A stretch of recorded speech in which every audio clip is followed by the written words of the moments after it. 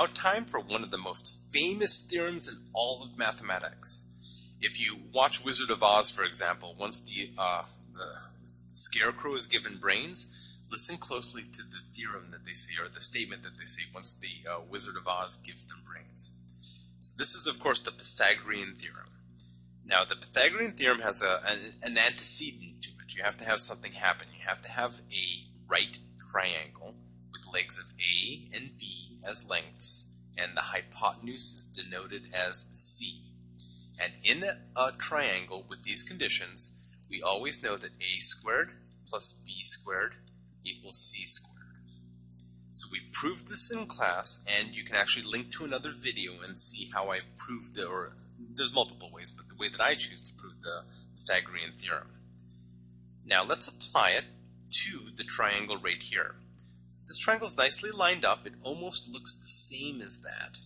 And so the A looks like it's corresponding to the 5, so I'll write down 5 squared plus B, the bottom side looks like it's 7, so there's a 7 squared.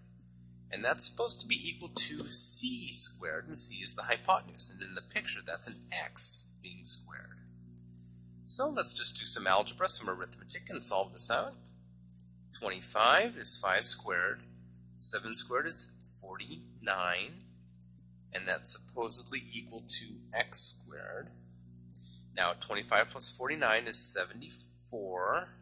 4, 5, 6, right? 74, yep. Square, 74 equals X squared. And therefore, if we were to take the square root of both sides, we would see that X equals technically plus or minus, but we're clearly getting a positive because it's the length here. Square root of 74. Let's just practice some rounding since we're here anyway. The square root of 74, if you grab a calculator, would be 8.6023. I just did it on my calculator to check it. So if we wanted to round to the nearest hundredths space, the way that we round is we look at the space that follows the hundredths and determine if it's bigger or smaller than 5. Since 2 is smaller than 5, we do not move the 0 up. Instead, we keep it as a 0. So we'd say that the answer here, as a decimal rounded to the nearest hundredths space, would be 8.60. We can ignore the 2 and 3. Okay, again, that's rounding to the nearest hundredths space. Okay, try one on your own. Look at this triangle, pause the video, and see if you can figure it out on your own. And assuming you tried it on your own, let me write the Pythagorean theorem again off here to the side as A squared plus B squared equals C squared.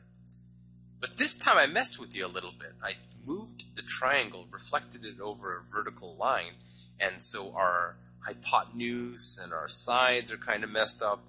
And actually I left out a side length, a leg we call it, instead of the hypotenuse. So the 17, that's the hypotenuse, that's forced to be over here. That's the C. You don't get any choice on that one. The 2 legs are X and 15. So this time the Pythagorean theorem, the 17 is the hypotenuse, and we get X squared plus 15 squared equals 17 squared. That means X squared plus 225, that's 15 times 15, equals 289. Let's unwrap our present, subtract 225 from both sides to yield X squared equals 64, and then taking a square root means X equals technically plus or minus, but since it's a length, we'll just say that X equals 8. No rounding needed this time.